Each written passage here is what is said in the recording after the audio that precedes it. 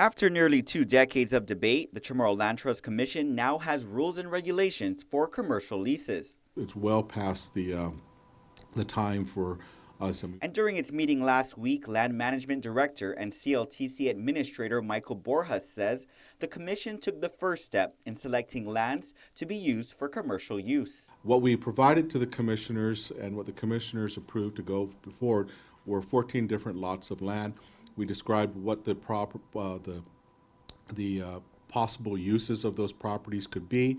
We described what the tax assessed value is, so we could get a general idea of what our income could be from that property if we leased it out. And many of these properties, Borjas says, have been sought after for years. The big ones that we've been talking about already in the past, there's the Oka Point, which could be used for some kind of hotel structure or hotel use.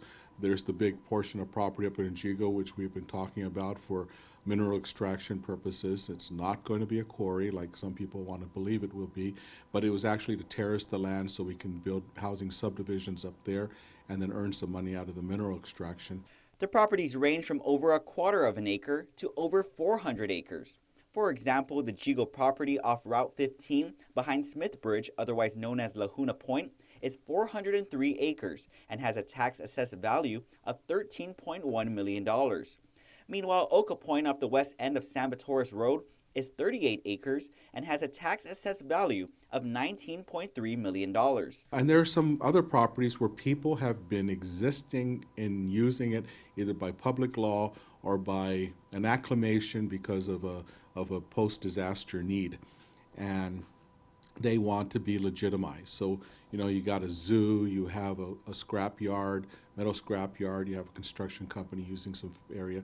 We need to go through the process for those kinds of facilities as well and move forward in getting those things legitimized so that they can actually be paying their fair share in their lease payments and their fair share in their property taxes. One of the properties even includes the Alupat Island in Tamuning inside the reef near the Onward Beach Hotel. The 14 properties are located in Jigo, Tumon, Manilao, Tamuning, Santa Rita, and Derido, and total over 700 acres. The experiment of the last 20 years of giving out raw property has not really worked very well. It's better probably if we develop the land and get the highest and best use of that land and protecting our environment in the process as well. The CLTC will continue to review the properties, then set up a public hearing.